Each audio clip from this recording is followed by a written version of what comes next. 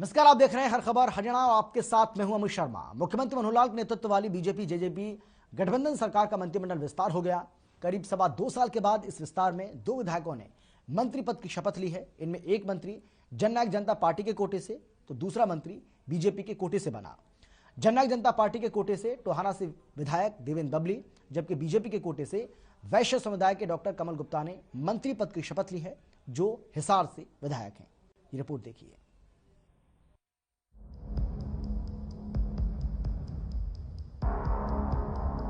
हर खबर हरियाणा की खबर पर एक बार फिर मुहर लग गई। लंबे इंतजार के बाद आखिरकार हरियाणा की बीजेपी जेजेपी सरकार का पहला मंत्रिमंडल विस्तार हो गया।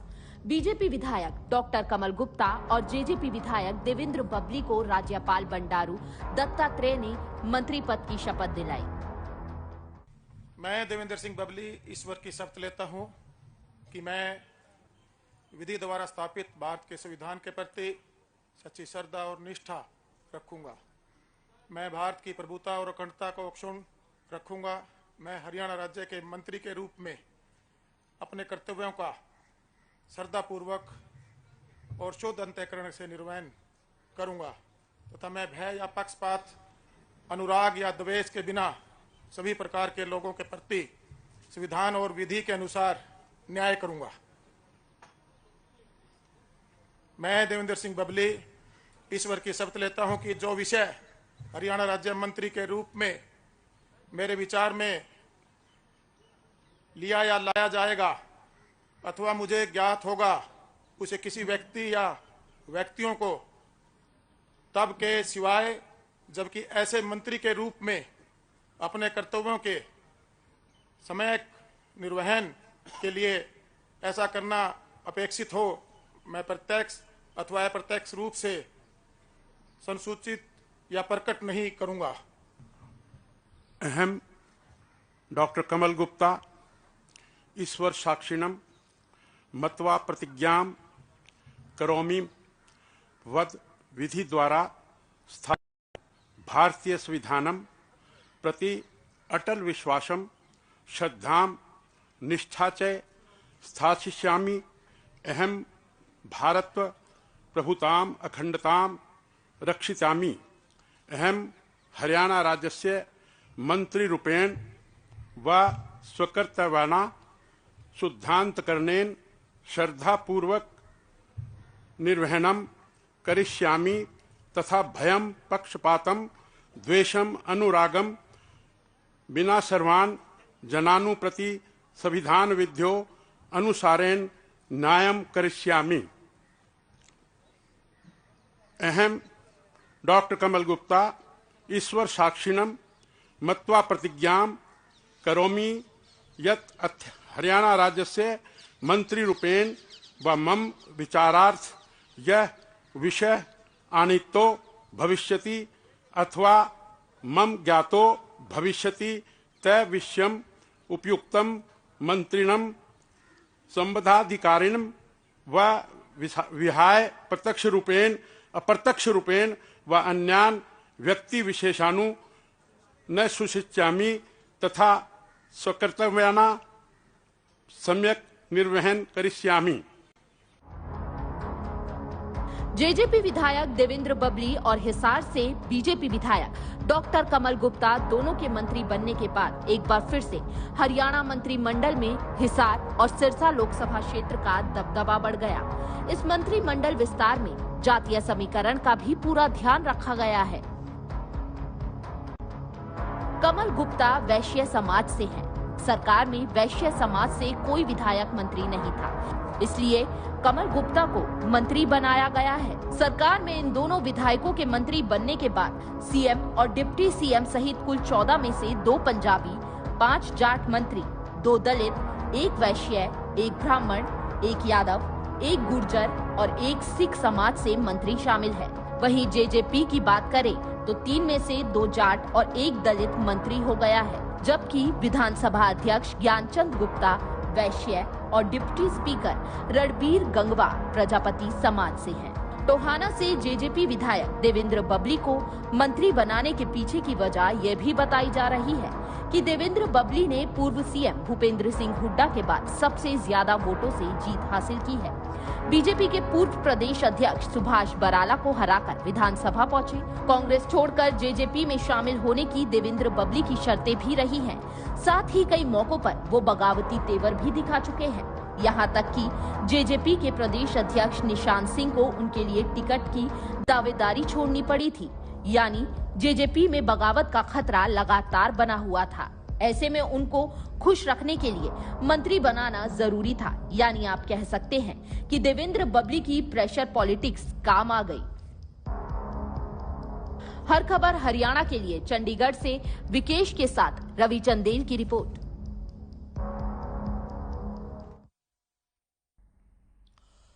वहीं मंत्री पद की शपथ ग्रहण करने के बाद कमल गुप्ता से हमारे संवाददाता रवि चंदेल ने खास बातचीत की है। कमल गुप्ता ने कहा है कि जो भी जिम्मेदारी उन्हें दी जाएगी उसका वह पूरी तरह से ईमानदारी से निर्वहन करेंगे। हरियाणा में 4 चांद लगे हुए हैं और 4 चांद लग जाएंगे। आपकी का भी हाँ, आपकी कौन कौन सी प्राथमिकताएं रहेंगी कि ये विभाग विषय मिलेगा तो बताएंगे ना जी। बिना विषय मिले कैसे प्राथमिकता बताएं? नहीं, जिसमें आप जब हमें मजबून ही नहीं मिला, मजबून मिलेगा तो बताएंगे ना। आपकी भी अपनी कुछ व्यक्तिगत प्राथमिकताएं होंगी जिन पे प्राथमिकता तो पहले से ही चल रही है। वहाँ अंतर्राष्ट्रीय हवाई अड्डा, विश्व का सबसे बड़ा हवाई अड्डा बनने जा रहा है।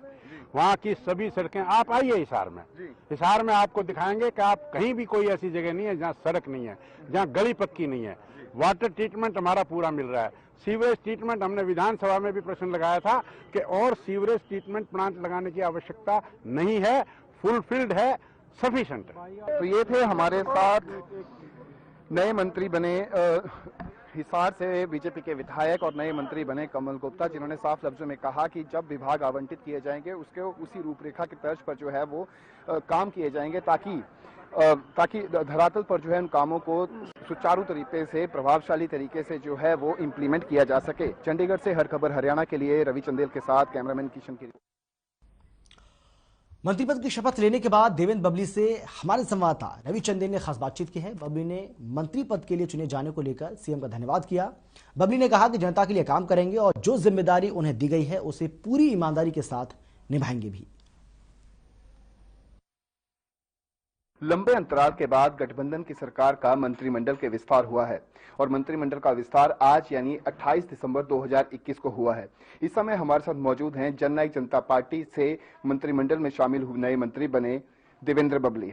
सबसे पहले तो बहुत बहुत मुबारक हो आपको, और किस तरीके से देखते हैं, क्या प्रतिक्रिया आपकी? धन्यवाद। जिम्मेवारी मिली है, ईमानदार से काम करेंगे प्रदेश की जनता के लिए और हमारे टोहालका वासियों के लिए। जो उम्मीद से मेरे लोगों ने मुझे यहाँ भेजा है उस उम्मीद पर मैं खड़ा रहूंगा और मैं अपनी तरफ से, अपने सभी टोहाना वासियों की तरफ से माननीय हमारे जो जेजेपी पार्टी के राष्ट्रीय अध्यक्ष हैं डॉक्टर अजय चौटाला जी, माननीय मुख्यमंत्री जी और दुष्यंत चौटाला जी और सभी हमारे संगठन के जितने भी सहयोगी जो जिनकी एक ये इच्छा थी उन सब का भी मैं धन्यवाद करूंगा। तो किस तरीके से देखते हैं अभी विभागों का आवंटन होना है, किस तरीके से देखते हैं, आपकी किस खासतौर पर क्या प्राथमिकताएं हैं, किन विभागों की तरफ आपकी रुचि ज्यादा है? देखिए, हमारे हरियाणा सरकार की शुरू से ही माननीय देश के प्रधानमंत्री नरेंद्र मोदी जी की बात करें या हमारे मुख्यमंत्री जी की बात करें या दुष्यंत जी की बात करें, प्राथमिकता यही है कि जनता को बढ़िया शासन और सुशासन प्रशासन दें, उसका प्रयास रहेगा और वो जनता तक हर उनकी जो मांगे हैं या जो सरकार को एक अच्छा शासन के रूप में जनता तक पहुंचाना चाहिए वो सारे का सारा काम सरकार के द्वारा किया जाएगा और जो जिम्मेवारियां सरकार की तरफ से हमें मिलेंगी उसको हम अपनी ईमानदारी के साथ पूरा करेंगे। सुशासन दिवस के उपलक्ष्य पर मुख्यमंत्री मनोहर लाल खट्टर ने कहा था कि आगामी वर्ष को अंत्योदय उत्थान वर्ष के तहत जो है सेलिब्रेट किया जाएगा। तो किन किन योजनाओं को, जो ये योजनाएं हैं या फिर हम कॉमन मिनिमम प्रोग्राम की बात करें या फिर जो गठबंधन की सरकार द्वारा जो योजनाएं धरातल पर लागू की जा रही है, उनको किस तरीके से इम्प्लीमेंट करने की आपकी तरफ से कोशिश रहेगी? देखिए, जो भी जिम्मेवारी मैंने पहले बताया कि पूरी सरकार की जिम्मेवारी बनती है और आज मैं भी सरकार में हिस्सा हूँ, तो जो जिम्मेवारी मेरी लगेगी मैं उसको भी ईमानदार से पूरा करूंगा। बहुत बहुत शुक्रिया सर। तो ये थे हमारे साथ मंत्रिमंडल में शामिल हुए नए मंत्री देवेंद्र बबली, जिन्होंने साफ लफ्जों में कहा कि जो भी जिम्मेवारी उन्हें सरकार की तरफ से दी जाएगी वो उसे प्रभावशाली तरीके से जमीनी स्तर पर इंप्लीमेंट करने की बदस्तूर कोशिश करेंगे। चंडीगढ़ से हर खबर हरियाणा के लिए रवि चंदेल के साथ कैमरामैन किशन की। वहीं हमारे संवाददाता रवि चंदेल ने कृषि मंत्री जेपी दलाल से भी खास बातचीत की है। शपथ ग्रहण के बाद उन्होंने क्या कुछ कहा है नए विधायकों को मंत्री पद मिलने के बाद, आप जरा सुनिए। 2 वर्षों के लंबे अंतराल के बाद मंत्रिमंडल का विस्तार हुआ है। हमारे साथ इस समय मौजूद हैं कृषि मंत्री जेपी दलाल। सर, किस तरीके से देखते हैं मंत्रिमंडल का विस्तार हुआ, लगभग काफी लंबे समय इसका कयास लगाए जाते हैं, किस तरीके से देखते हैं? आज हमारे साथ 2 नए साथी जुड़े हैं, मैं उनका स्वागत करता हूं और मुख्यमंत्री जी का धन्यवाद देता हूं कि हमारी टीम को बढ़ा किया। हम सब मिलजुल करके हरियाणा वासियों की और ज्यादा सेवा करेंगे। जो नए साथी आए हैं वो हमारी ताकत को बढ़ाएंगे। सर, किस तरीके से देखते हैं कि अगर बात करें कि कौन कौन से विभाग जो है वो इन्हें सौंपे जा सकते हैं, इसके ऊपर क्या कुछ अभी? ये विषय मेरा नहीं है, ये मुख्यमंत्री जी का विषय है। विभाग कोई भी हो, हर किसी भी विभाग में सेवा करने का मौका मिले वो स्वागत योग्य होता है और मुख्यमंत्री जी जो उचित समझेंगे उन नए साथियों को भाग दे देंगे। सर, गृह मंत्री अनिल विज जो है वो इस पूरे ओथ सेरेमनी से नदारत दिखे, किस तरीके से देखा जाए इसे? उनकी सेहत का विषय रहता है, वो मुझे जानकारी मिली थी कि शायद उनके कोई चेकअप कराने गए हुए थे। जी, तो ये थे हमारे साथ कृषि मंत्री जेपी दलाल, जिन्होंने कहा कि मंत्रिमंडल का विस्तार जो है वो इसी तरीके से किया गया ताकि जो योजनाएं हैं उन योजनाओं को धरातल पर प्रभावशाली तरीके से इंप्लीमेंट किया जा सके। चंडीगढ़ से हर खबर हरियाणा के लिए रवि चंदेल के साथ कैमरामैन किशन के। इतना ही नहीं, बिजली मंत्री रणजीत सिंह चौटाला से भी हमारे संवाददाता रवि चंदेल ने खास बातचीत की है। रणजीत सिंह चौटाला ने कहा कि लंबे समय से मंत्रिमंडल के विस्तार का इंतजार हो रहा था, नए मंत्रियों को जल्द ही नई जिम्मेदारियां भी सौंपी जाएंगी। काफी लंबे समय से हरियाणा मंत्रिमंडल के विस्तार के कयास लगाए जा रहे थे, जो आज यानी 28 दिसंबर 2021 को आखिरकार गठबंधन की सरकार के मंत्रिमंडल का विस्तार हुआ है। हमारे साथ मौजूद हैं बिजली एवं जेल मंत्री रणजीत सिंह चौटाला। सर, किस तरीके से देखा जाए जो मंत्रिमंडल का विस्तार हुआ है? कई दिन से एक चीज पेंडिंग थी, वो पूरी कर दी गई। सब लोगों को, जिनको पूरे हरियाणा में सबको रिप्रेजेंटेशन मिल गया और अब एक बढ़िया तरीके से सबको बराबर बंट गया। सब बड़े कैपेबल मिनिस्टर सारे, गुप्ता साहब आगे, कमल गुप्ता जी, बबली साहब, एक अच्छे तरीके से प्रशासन चलेगा। और कल हमें सबसे बढ़िया ये हुआ कि कल गुड गवर्नेंस की बधाई पहले ही मिली है, ये बहुत बढ़िया वजह, बहुत खुशी हुई। कौन कौन से विभाग जो है वो आवंटित किए जा सकते हैं? ये मुख्यमंत्री का उनका प्रेरोगेटिव है, सीएम साहब जिसको चाहेंगे वो देंगे और ठीक ही दे रहे हैं, पहले ठीक नहीं है, देंगे। उनके पास बहुत मंत्रालय है, जिसका लेना भी चाहे वो ले भी सकते हैं। सर, आज के ओथ सेरेमनी के अंदर जो है गृह मंत्री अनिल विज जो है वो नदारत दिखे, किस तरीके से देखा जाए? कुछ हेल्थ इश्यू था या फिर क्या वजह थी? बहुत मिनिस्टर नहीं पहुंच सके, अब कोई बाहर था अचानक, क्योंकि कल ही फैसला हुआ था, तो ऐसा नहीं है, सब ठीक है, पूरी कैबिनेट साथ है, पूरा जोश है, कोई 1% भी इस तरीके की बात नहीं है। बहुत बहुत शुक्रिया सर। तो ये थे हमारे साथ बिजली एवं जेल मंत्री रणजीत सिंह चौटाला, जिन्होंने साफ लफ्जों में कहा कि मंत्रिमंडल के विस्तार से जो सरकार की योजनाएं हैं उन्हें धरातल पर और प्रभावशाली तरीके से इंप्लीमेंट किया जाएगा। चंडीगढ़ से हर खबर हरियाणा के लिए रवि चंदेल के साथ कैमरामैन किशन की रिपोर्ट। शपथ ग्रहण के बाद हमारे संवाददाता रवि चंदेल ने जेजेपी के महासचिव दिग्विजय चौटाला से भी खास बातचीत की है। उन्होंने क्या कुछ कहा, जरा सुनिए वो भी। काफी लंबे समय से गठबंधन की सरकार के मंत्रिमंडल के विस्तार की कयास लगाए जा रहे थे, तो आज यानी 28 दिसंबर 2021 को मंत्रिमंडल का विस्तार हुआ और इसमें बीजेपी से कमल गुप्ता और साथ ही साथ जेजेपी से देवेंद्र बबली जो हैं वो अब मंत्रिमंडल में शामिल किए गए हैं। इस समय हमारे साथ हैं जननायक जनता पार्टी के महासचिव दिग्विजय सिंह चौटाला। सर, सबसे पहले किस तरीके से देखते हैं मंत्रिमंडल का विस्तार हुआ, एक जेजेपी और एक बीजेपी? विस्तार हुआ है, जिम्मेवारियां बटी हैं, वर्कलोड घटा है और कोरोना और किसान आंदोलन के बाद असली टेस्ट तो अब सरकार का है, तो ज्यादा काम होगा, ज्यादा लोग हैं तो ज्यादा डेवलपमेंट होगी, लोगों के बीच में ज्यादा होगा। मुख्यमंत्री उप मुख्यमंत्री का एजेंडा लोगों के बीच में और मजबूती से ले जाने का काम होगा। विभागों की अगर बात करें तो किस तरीके से विभाग जो है वो आवंटित किए जाएंगे? कल तक बांट ही दिए जाएंगे, क्योंकि अब खाली मंत्री रहने का तो कोई औचित्य नहीं मिले, उनको जिम्मेवारी मिले, उनकी ड्यूटीज मिले, वो भी उप मुख्यमंत्री और मुख्यमंत्री साहब जो है वो दोनों मिलकर बैठ के फैसला कर लेंगे किसको क्या ड्यूटीज मिलेंगी। सर, ओथ सेरेमनी की बात की जाए तो आज जो गृह मंत्री अनिल विज जो है वो ओथ सेरेमनी से नदारत दिखे, कोई हेल्थ इश्यूज थे को लेकर के? मैं भी ये जो जान पा रहा हूँ, आप मीडिया के लोगों के माध्यम से जान पा रहा हूँ, मुझे आइडिया नहीं। बहुत बहुत शुक्रिया। तो ये थे हमारे साथ जननायक जनता पार्टी के महासचिव दिग्विजय सिंह चौटाला, जिन्होंने साफ लफ्जों में कहा कि काफी लंबे समय से मंत्रिमंडल के विस्तार के योजनाएं बनाई जा रही थी, लेकिन किसी वजह से वो जो है पूर्ण नहीं की जा रही थी। लेकिन अब जब मंत्रिमंडल का विस्तार हो चुका है तो गठबंधन की सरकार की जो योजनाएं हैं उन्हें धरातल पर प्रभावशाली तरीके से इंप्लीमेंट किया जाएगा। चंडीगढ़ से हर खबर हरियाणा के लिए रवि चंदेल के साथ कैमरामैन किशन के। मंत्रिमंडल में 2 नए मंत्रियों के शामिल होने पर बीजेपी प्रदेश अध्यक्ष ओपी धनखड़ ने भी अपनी प्रतिक्रिया दी है। उन्होंने कहा कि दोनों साथी योग्य हैं और उन्हें जो भी जिम्मेदारी दी जाएगी उसे वो पूरी ईमानदारी से निभाएंगे। दोनों बहुत योग्य साथी हैं, बेस्ट परफॉर्मर हैं, विधायक के नाते भी अच्छा काम कर रहे थे, कमल जी संगठन में भी काफी अच्छा काम कर रहे थे और उसी नाते से उनकी योग्यता को देखते हुए और उनको ये काम सौंपा गया है। भारतीय जनता पार्टी में सब मिलकर काम करते हैं और नाराजगी जैसा शब्द भारतीय जनता पार्टी में नहीं होता। 30 दिसंबर 1943 को नेताजी सुभाष चंद्र बोस ने जिस स्थान पर अंडमान निकोबार द्वीप समूह को आजाद करा के तिरंगा ध्वज फहराया था, आजाद हिंद फौज के सरकार के मुखिया के नाते, आजाद हिंद सरकार के मुखिया के नाते उस स्थान पर खड़े होकर हम आजाद हिंद फौज का तराना और वंदे मातरम 30 दिसंबर को ही गाएंगे। वाइपर टापू जो पहली जेल बनाई थी अंग्रेजों ने, जहां झांसी की रानी के सेना के 200 सैनिकों को अंग्रेज ले गया था 1858 में, जब जेल भी नहीं थी तो चेन में बांध कर रखते थे, उसको चेन जेल कहते थे। और सेलुलर जेल जो बड़ी काला पानी के नाते से बड़ी, मैं कहूँगा कि ऐसे जिसकी चर्चा रही है, उस स्थानों पर सावरकर जी जैसे और अनेक जो लोग उस जेल में रहे, ऐसे सबको भावांजलि श्रद्धांजलि अर्पित करेंगे और उस आज़ादी के 75वें साल में उस एहसास को जो हमारे वीरों ने वहाँ अपना बलिदान देकर और जो कठिन, मैं कहूँगा कठोर कारावासों को सहन करके, मतलब जिन्होंने हमारे आज के सुनहरे भविष्य के लिए अपना उस समय बलिदान दे दिया था, उन सब। मुख्यमंत्री मनोहर लाल ने प्रदेश भर के अतिरिक्त जिला उपायुक्तों की बैठक की अध्यक्षता की। इस दौरान मुख्यमंत्री के प्रधान सचिव वी उमाशंकर और सभी उपायुक्तों ने वर्चुअली तरीके से जुड़े। मुख्यमंत्री ने कहा कि हरियाणा सरकार शिक्षा को बढ़ावा देने के लिए भविष्य में मॉडल संस्कृति स्कूलों की संख्या बढ़ाएगी और इसी के साथ गरीब परिवारों की आय को बढ़ाने के लिए भी नई स्कीमें लेकर आएगी। उन्होंने कहा कि प्रदेश और केंद्र सरकार की ये अहम योजना है। तीसरे चरण की वेरिफिकेशन का काम पूरा हो चुका है, चौथे चरण में भी वेरिफिकेशन का काम किया जा रहा है। इसमें 75,000 से 1 लाख परिवारों को चिन्हित किया जा रहा है। और आज सायंकाल 4 बजे 2 मंत्रियों का उनका शपथ ग्रहण कार्यक्रम राज्यपाल भवन में होगा। एक है श्री कमल गुप्ता और दूसरे हैं श्री देवेंद्र बबली।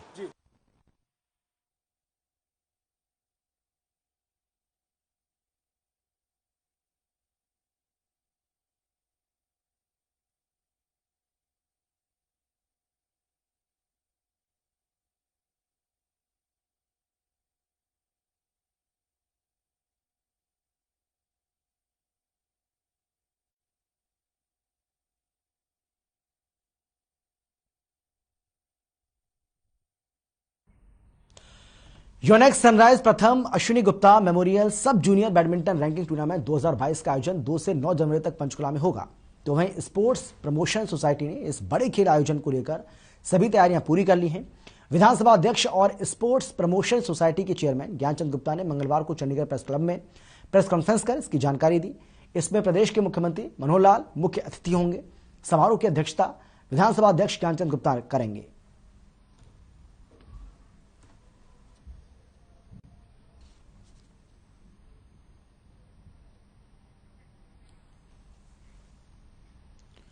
गुरुग्राम दिल्ली बॉर्डर पर पीक आवर्स में जाम की स्थिति हो जाती है, जिससे लोगों को काफी परेशानी का सामना करना पड़ता है। इस जाम से निजात दिलाने के उपायों को लेकर जिला उपायुक्त और डीसीपी यातायात ने बॉर्डर का दौरा किया। गुरुग्राम के जिला उपायुक्त डॉक्टर यश गर्ग से इस विषय पर खास बातचीत की है हमारे संवाददाता प्रवीण शर्मा ने।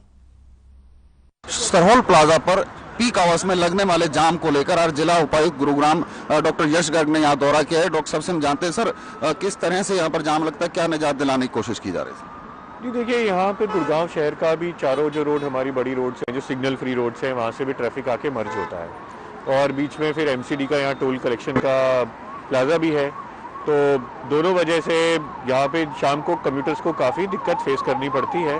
तो उसको किस प्रकार से कम किया जा सके, उसी को विषय में लेके आज ये दौरा किया। सर एक सवाल अभी जैसे आपने बताया भी था कि जो टोल क्रमी है उनकी वजह से, क्योंकि वो बीच रोड पर भी आ जाते हैं, खड़े हो जाते हैं, आकर गाड़ियों को रोकने की कोशिश करते हैं, वो भी एक कारण बनता है। तो उसको किस तरह से? देखिए, उसके लिए तो डीसीपी ट्रैफिक साहब से बात हुई है और बड़े क्लियर कट हमने यही डिसाइड किया है कि यदि कोई भी इस प्रकार की घटना यदि होती है तो इसको हम कम से कम साइन नहीं करेंगे कि इस वजह से एक्सीडेंट का भी खतरा हो या ट्रैफिक भी पूरा रुके। तो जो है तरीके व्यवस्थित तरीके से ही चले, बीच रोड पर आके कोई कर्मी यदि इस प्रकार की चीजें करता है तो वो हम सहन नहीं करते। सर कुछ डिजाइन को लेके भी प्लान किया जा रहा है, लेन बढ़ाने को लेके भी कुछ प्लान किया जा रहा है? ये देखिए कई इस टाइम पे सुझाव आ रहे हैं, तो हमने जिसमें एक कमेटी के गठन के लिए कहा है जो 2 दिन में ही अपनी जो सुझाव है हमें देगी। इसमें NHAI से भी लोग होंगे, जो RSS हमारे पब्लिक रिप्रेजेंटेटिव्स हैं उनसे भी होंगे, DCP ट्रैफिक भी होंगे, बॉर्डर रोड WRI के इंजीनियर्स भी होंगे। तो उसमें देखते हैं जी क्या बात निकल कर आती है, पर जो चीज़ पब्लिक के लिए, कम्यूटर्स के लिए सबसे सुविधाजनक होगी उसी को ही अपनाएंगे। तो हमारे साथ जिला उपायुक्त गुरुग्राम थे जिन्होंने साफ तौर पर बताया कि इसको लेकर पूरी तैयारी की जा रही है, कमेटी का गठन किया जा रहा है जो कि इसके डिजाइन और जो MCD टोल पर जो जाम लगता है, जो गुरुग्राम वासियों को दिल्ली जाने में दिक्कत होती है, उससे अब जल्द ही निजात मिलने की उम्मीद की जा रही है। कैमरामैन प्रवीण कुमार के साथ प्रवीण शर्मा, हर खबर हरियाणा, गुरुग्राम। गुरुग्राम के सेक्टर 4 स्थित संघर्ष विद सोल NGO ने सड़क पर भीख मांगने वाले बच्चों को उठाकर उन्हें शिक्षित करने की मुहिम शुरू की है, जिसमें संस्था के पदाधिकारी सड़क पर भीख मांग रहे बच्चों को पढ़ाई के प्रति जागरूक करते हैं। उन्हें बताते हैं कि जीवन के दूसरे रंग भी हैं और अगर वो पढ़ेंगे लिखेंगे तो वो भी गाड़ियों में घूमकर अच्छा जीवन बिता सकते हैं। NGO के संचालक संजीव डबास हैं जिन्होंने बच्चों के भविष्य को संवारने का जिम्मा उठाया है। बैगिंग यानी भीख मांगना हमारे समाज पर एक बदनुमा दाग है। आज हर खबर इंडिया की टीम पहुंची है संघर्षवाद NGO के ऑफिस में, इनके स्कूल में, जहां पर मैं सबसे पहले शुरू करने से पहले आपको दिखाऊंगा कि इन्होंने एक नारा दिया है, भीख free India by giving bag no bagging.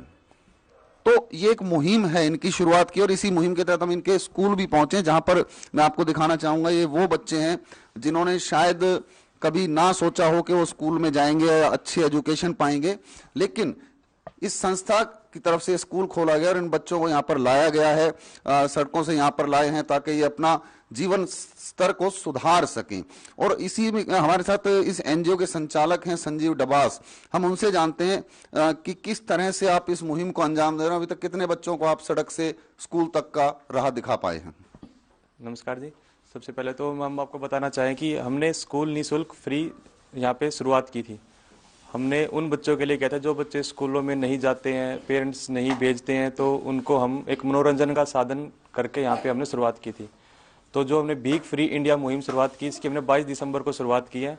हम 3 दिन पहले ही 3 बच्चों को लेके आए थे यहाँ पे, वो अभी आप रेगुलर आ भी रहे हैं। उसके साथ कल 5 बच्चे आए हैं और आज 6-7 बच्चे और आए हैं।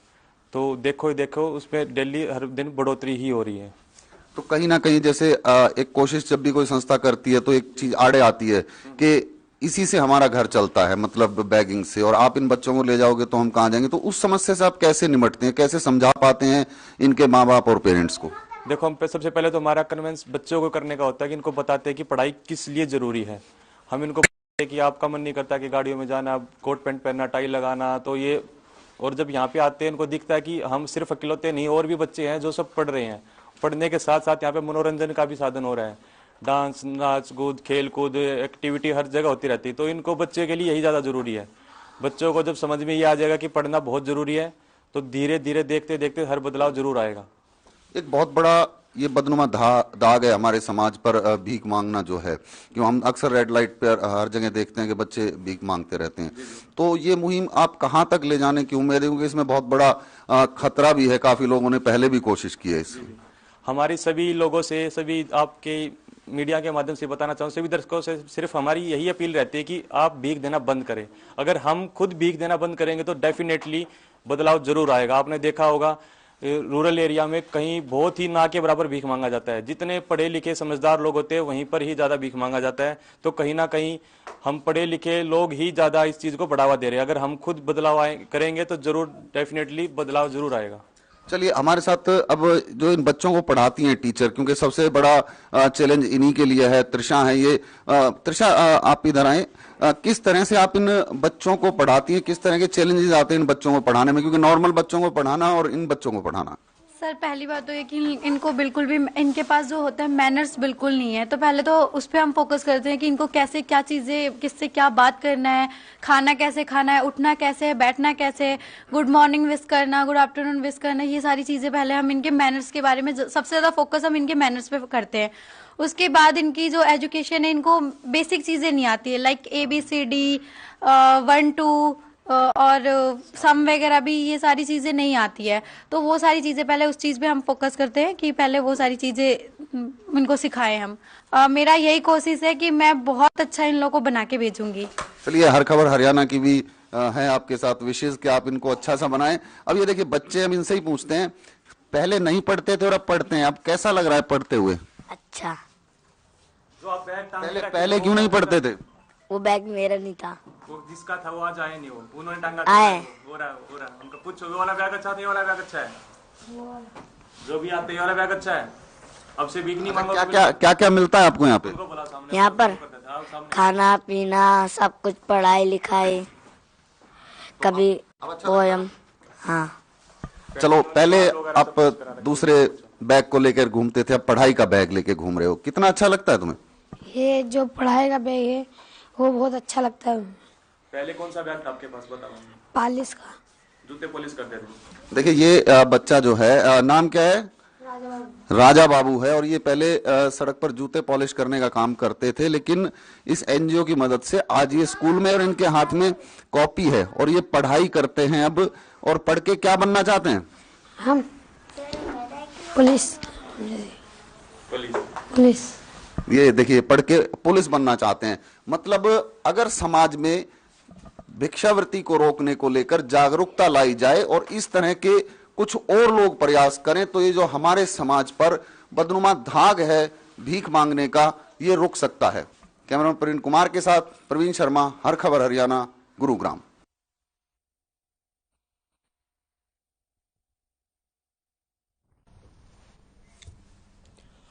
और इसी के साथ इस बुलेटिन में फिलहाल इतना ही। छोटे से ब्रेक के बाद फौरन लौट रहे हैं, आप देखते रहिए हर खबर हरियाणा।